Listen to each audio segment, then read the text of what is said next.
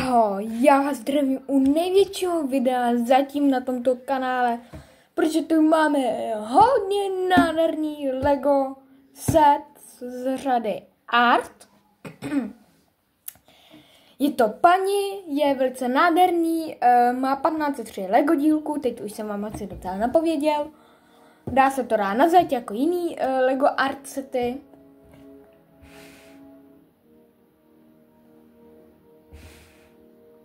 A mimochodem má číslo 31 213 a je od 18 plus. Tradá! Je to Mona Lisa. Nádherný Lego set. Má, tady si můžete přečíst informace. 1503 Lego dílku. Číslo je, jak jsem už říkal, 31 213 z boku. A tady máme různý texty, jak se to dá vlastně říct jinýma jazykama. Radši to nebudu říkat. A tady máme takovou paní, jak se tady čile u skládání Lego Art Mona Lisy, kterou si teď taky i já postavím. Moc se na ní těším. Tady máme QR kód na hudbu, která je k tomu speciálně udělaná. Listen, boop, relax. Takže já si ji taky poslechnu tu hudbu a já půjdu na to. Na výšku má neuvěřitelných 43 cm a na délku má 30 cm. Takže nevím, jestli se mi to sem vejde na můj stůl, ale asi snad jo. Rovnou ji tady najdu v češtině. Mona Lisu, ne? Není to tady. Pouze v angličtině. Dobrý. A má to transfer a svírání, takže můj kuchyňský nožík, teda spíš matky, a takhle vypadá horní díl krabice. A můžete tam zase vidět takový Lego dílek, doufám, že to vidíte. Jo, vidíte? Dobře. Protože ta krabice je velice velká, jo, kuchyňský nožík jde opět do akce. 1, 2. Promiňte, že mě nevidíte, ale já to musím otevřít. Abyste viděli, kolik tam čeho je.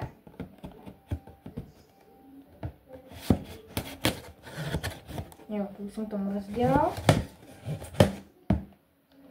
Jo, tyhle.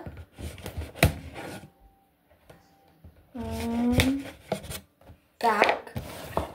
Takže teď to budu muset držet. A teď to budu muset otevřít. Plastové pytlíky. A takhle vypadá to nic. Pytlíky obyčejné, nějak jinak. Tak. A jo, a tam jsem si to položil, jsem nahoru. Kuchyňský nožík můžeme dát sem. Merlinko, nepadej, prosím tě. A mimochodem, tady jsem udělal video na dva krásné Lego sety, které teď vychází mimochodem. Takhle vypadá krabice a má takovéhle otvírání, což jsem rád, že se krabice nezničí. Máme tu celkem 15 pytlíků plných Lego dílků. Já si budu muset teď posunout stůl, takže teď se jdeme dát sem do.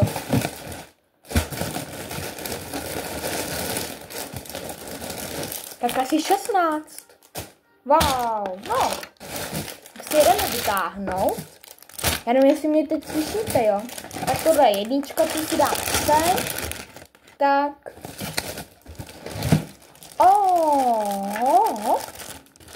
To asi tady budeme muset potřebovat.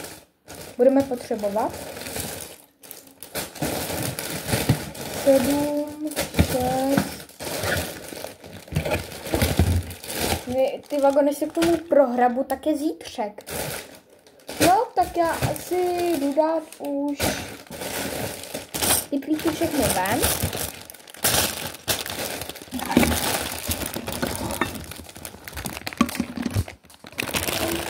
Dobrý, dámy a pánové, to si nic, pardon, ale já už to nemůžu dělat, protože jsem ji otevřela, tu analýzu, takže já se omlouvám, ale něco mi spadlo, ale nejdřív dělám tohle. Takže je 16 pitníků a teď já teď jdu uklidit, takže čau zatím.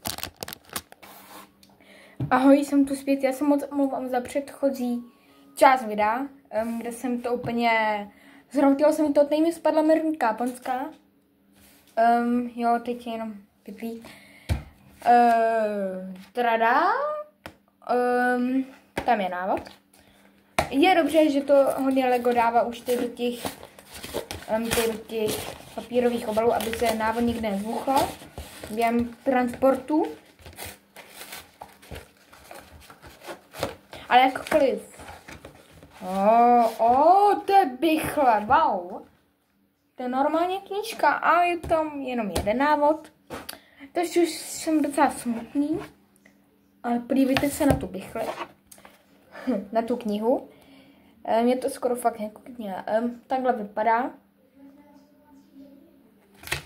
Přední část a takhle vypadá. Ježiši. Pardon. Takhle vypadá zadní část. Kolik má stránek? To je nádher. 197 stránek, wow! Takže skoro ještě 3 stránky bych chyběl a bylo by to 200 stran, má skoro tento návod, dámy a pánové. Oh my god, tak to je hustý. To je napichovaný návod teda. No jo, a tady to vidíme. Co tomu tak vadí? Vidíte to?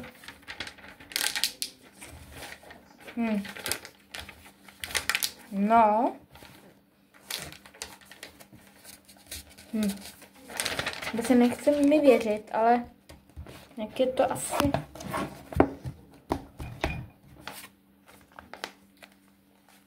To budu muset takhle jako udělat, aby se mi to tady trošku zmírnilo. No ono to jako vůbec totiž nejde otevírat. Jo, jde to. Dobrý.